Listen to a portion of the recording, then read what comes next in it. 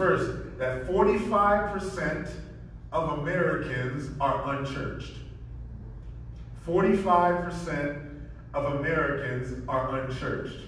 It then alludes us to the following, that 41% of people who claim to be Christian, 41% of people who claim to be Christian do not actually practice their faith. 41%, that's almost half. All right, do the math on that. And while 75% of them claim to have prayed at least once that week, only 35% regularly attend a church service. That is the picture, a snapshot of Christianity in America today. That's a picture of what Christianity looks like in America today. That's for a year or so.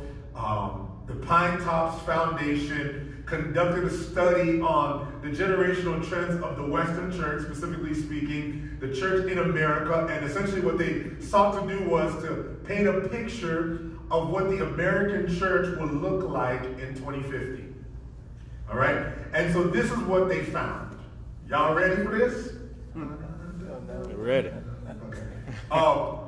35 million youth who were raised in Christian families will say they are not Christian. Wow. 35 million. By 2050, the American church will need to plant, based on the metrics here, will need to plant 215,000 more churches. Because every year, there's approximately 3,700 churches that are closing down.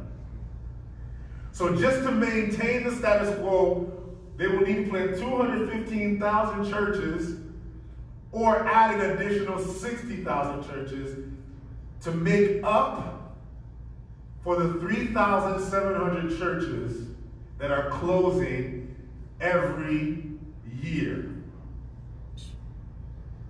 Divide that by 12, do a little math. Over 300 churches are closing every month in America. You know, it's funny how we can be so out of touch when we live in the bubble of our religiosity.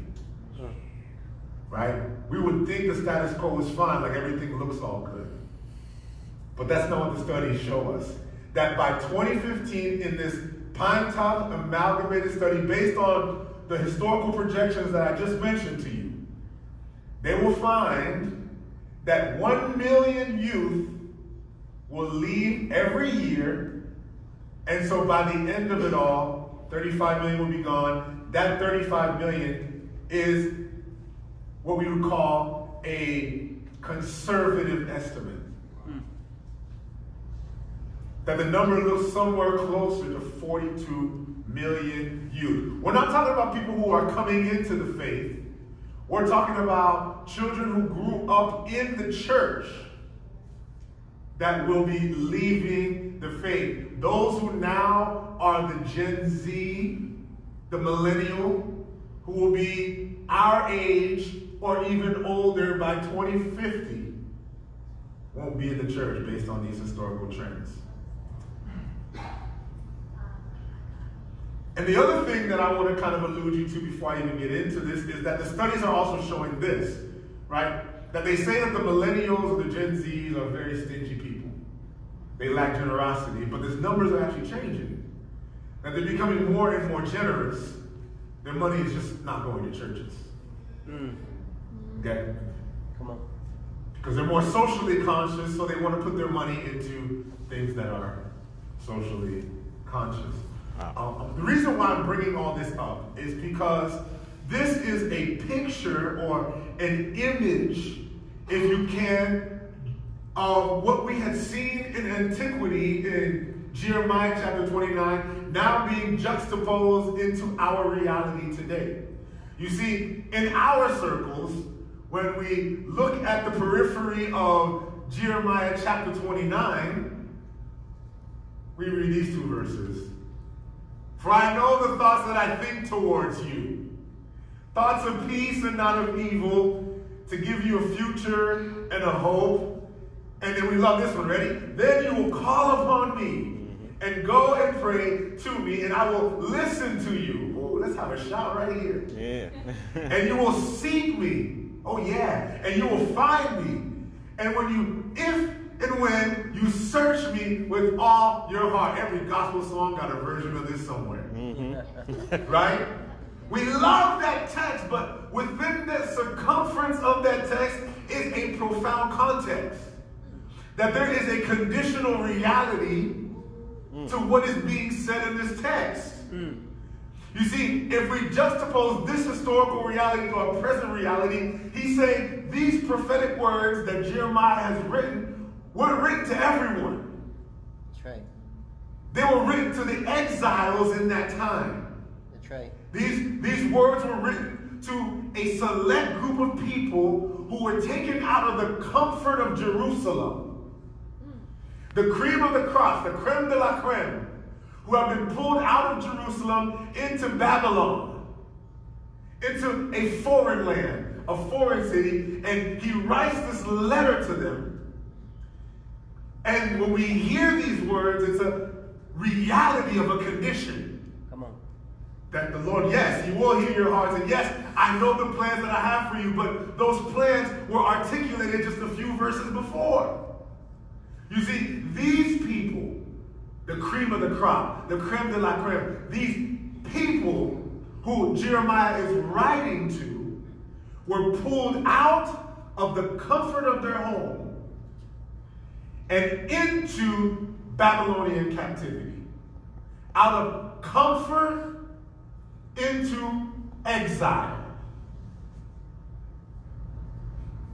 What does it look like then to be out of your comfort zone? Can we talk a little bit about the context here before I even get into it? Because when we read verse 7, we got to understand the people we're talking about. And these people, you got to understand where they came from first and what they're being brought into now. They came from Jerusalem and now are being brought into Babylon. Y'all with me so far? Yeah. Yeah. You see, in Jerusalem, there was, write this down, social homogeneity. What do I mean by that? Meaning everybody looked the same. Right? There was an ethnic similarity, a social similarity. They were the majority culture where they came from. Okay? And so, because they were the majority culture, if there wasn't any divisions between them, these divisions were more classist, not identity. Meaning, they were divided not by who they were, but they were divided more by what they had.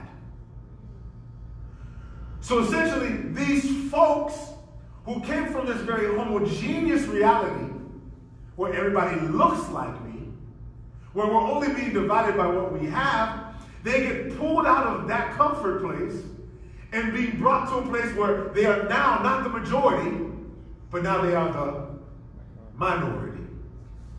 From majority to minority culture, so now these people face what I call an identity crisis.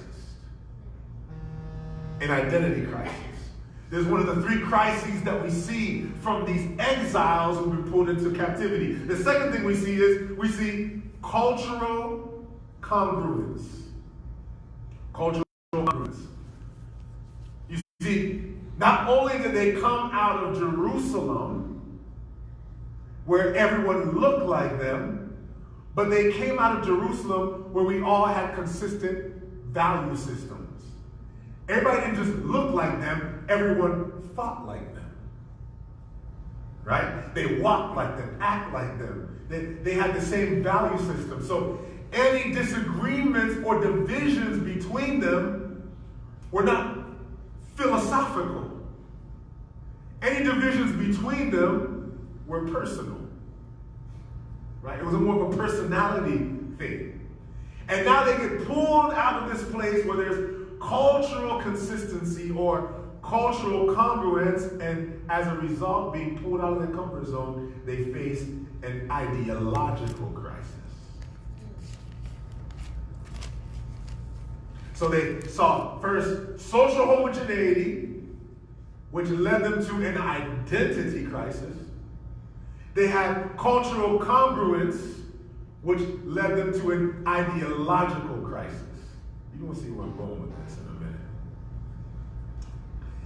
And where they came from, there was, write this down, the last one out of the three, religious continuity. Religious continuity. They all worshiped the same God. Worshipped the same way. So any division among them was sectarian. It was about the nuances of faith. You know, how we do it. You know, the little subtle things between them. Right? So now that they've been pulled out of this devout and religious community in Jerusalem, and now they're being pulled into this irreligious, pagan society. And so now being pulled into that comes the question about the relevance of the institution. And so the third crisis that they had was an institutional crisis. An institutional crisis. So the social crisis led them to an identity crisis. And what they were asking, the first one, is who are we? I mean, who are we? We were the children of Israel, but now we're in this place where we're the minority. Who are we? In the place where they had cultural congruence, and now they're being brought into this minority culture, now they're asking,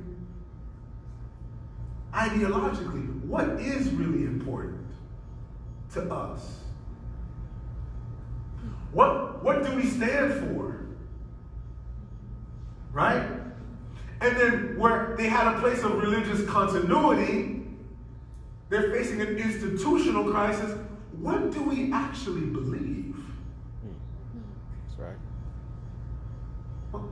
What do we believe, and why do we believe it? Does that sound familiar?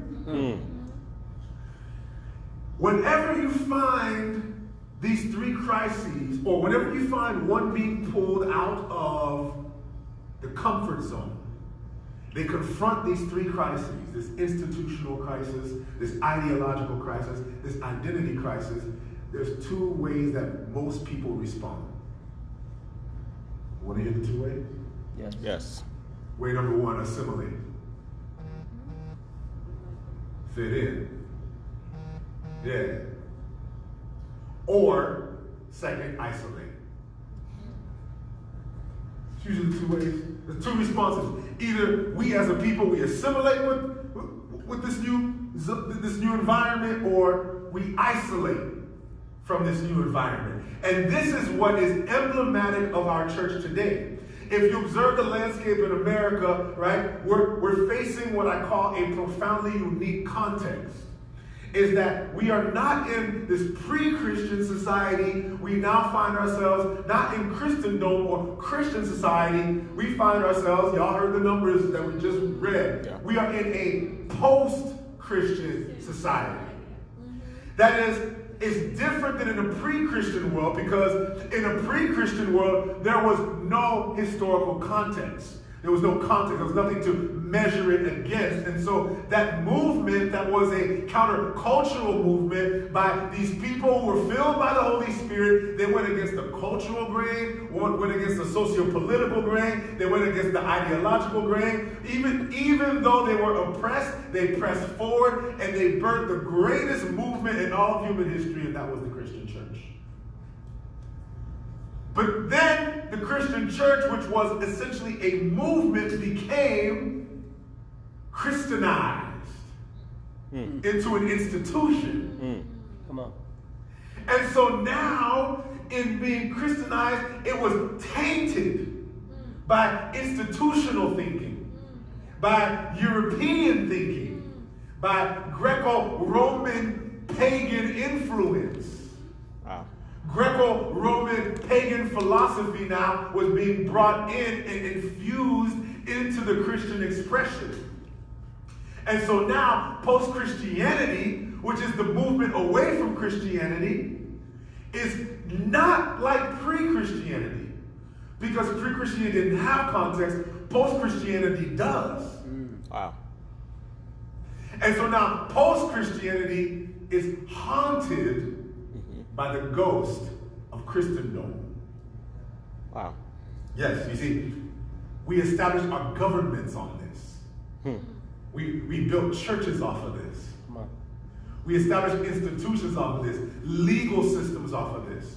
So the structure was Christianized, but it wasn't Christianity, it was paganism with a Christian veil over it. Wow. Jeez. Does that make sense? So now, based on that expression, over time, what happens is it doesn't have the authenticity of the power of the gospel. What it has is, it has socio-cultural construct. Come on. Tradition. That's right. Yes. That's right. Right? We call them golden calves of religion. Woo. Are y'all catching me so far? Wow. And now, because these institutions were built off of nothing but ideology, not the gospel, ideology with the gospel infused, Christianity as we know it began to lose its power. And so, as we've transitioned away from Christendom, we've got the shell of Christianity. We've just got a kingdom now without a king. We're trying to hold on to Christian principles without Jesus. Wow. Come on, Man. Christian ideologies without Jesus. And we wonder why we're so lost and why we live in such a divided and divisive time, because we've got a remnant of church. We don't really have church. We've got the institutions and the buildings, but we don't have the disciples. Are y'all catching where I'm at? Yes. Is it all right if I motivate you? Oh, yes. I'm getting to where I need to go. Man. If y'all just stay with me. Because as I read these people who've been exiled, I look at a picture of the church today.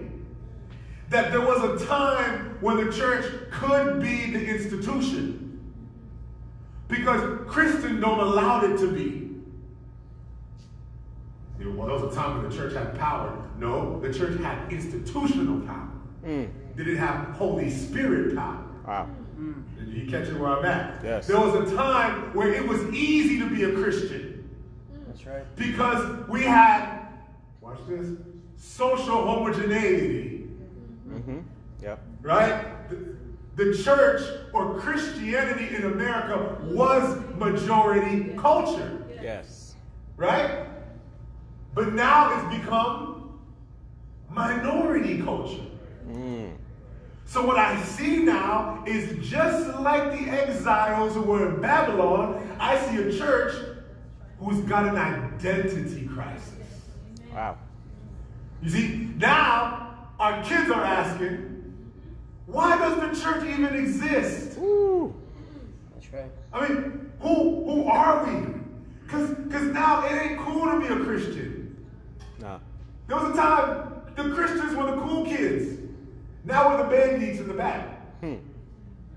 Sorry if you played in the band, I played too. So it's all the church being pulled out of its comfort zone. There was a time when the church had cultural congruence. Wow.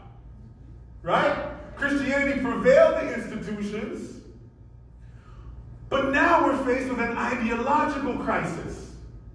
We're asking, what does the church say about this? What does the church say about LGBT? What does the church say about #MeToo? What's the church got to say about Black Lives Matter? Donald Trump? Sorry, I brought that up. What the church, reality is, the church doesn't know what to do. That's right. And so the church is faced with an ideological crisis. We actually don't know where we stand That's right. That's right. on Donald Trump. Yeah. We don't know where we stand on #MeToo. That's why we don't preach about it. Oh, yeah. And when we do, we don't do a good job. Because we don't know the gospel. Come on now. And how the gospel has an answer to those particular things. Amen. You understand? The church is a social movement. Yes. It's a, well, I don't know if I like it. It's a movement of people. Yes. Therefore, it's a social movement. Come on now. Amen. Come on. There was a time when we had religious continuity because everybody was a Christian. So we had a time where we got so comfortable with Christendom, we were looking for things to be mad about with each other. we were looking for arguments. Yes. You know what I mean? And so we created denominations Oh, wow. based off of theological nuances. We became divided over 5%, even though we agreed on 95%. Wow. You see, I like to say the reason why we became so sectarian is because we became bored. Wow. We were comfortable. So now, because we're so comfortable, we create institutions that divide us and separate us, right? Baptism, it shouldn't be done this way or should it be done that way? Does the Holy Spirit move today? Does it not? Does God heal today? Does he not? And so we have all these discussions, and I say, man, y'all just bored. Wow. We're just bored. And guess what? Now that we've been pulled out of our comfort zone, we can't be sectarian anymore. We don't have the liberty.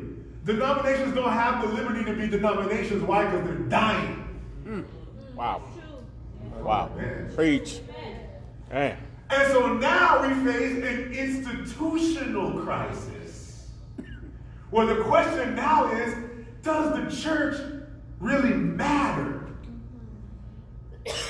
Like, does the church really matter? The church, my brothers and sisters, has been pulled out of its comfort zone. And so what can the church choose to do? If y'all would just give me about 10, 15 minutes. I hope I'm not boring you. Oh, no. Because if you can give me a few minutes, just like the exiles in Jeremiah, we got a choice. Come on now. But is the choice what we think it is? Because you see, the natural tendency is just as the exiles could have isolated or could have assimilated, the church can choose to do one or the other as well. The church can isolate. You know, we just create our little bubble, do our little thing, separate ourselves, go into our little buildings, have a little clap fest, a little worship time, go back home, come back next Sunday, have a little clap fest, a little worship time. We can make the church turn into a little club, a little cult, right? And so we never really need to deal with social issues, never need to deal with cultural issues, never really need to deal with the world. Why? Because we're not of the world. Yeah, but you're still in it. Woo. That's the issue we got, is we're so comfortable being in our little boxes. The church was meant to be an ocean, not an aquarium. Woo. Say that And we try to again. bottle the entire body of Christ into a box, as if Jesus can fit inside of a box. Didn't he not say that I've come to destroy this temple? And did he not say that we would become the temple, made the living stones for which the temple of God is built? Oh, I'm really excited. Woo. Come on now. Because you see, we can find ourselves just enjoying the sermon and the worship and just sitting back and being fed and just getting fat. Woo. We can isolate. And we find churches doing that. And so we can't. I was having a conversation with some of the leaders at my church. And I said to him, we had a conversation about being relevant and being countercultural. And I told him this, and a little side note, you cannot be countercultural without being relevant. That's right. Wow. Did you catch that? Yeah. You cannot be countercultural without being relevant. Here's the problem. Just gonna throw that out here.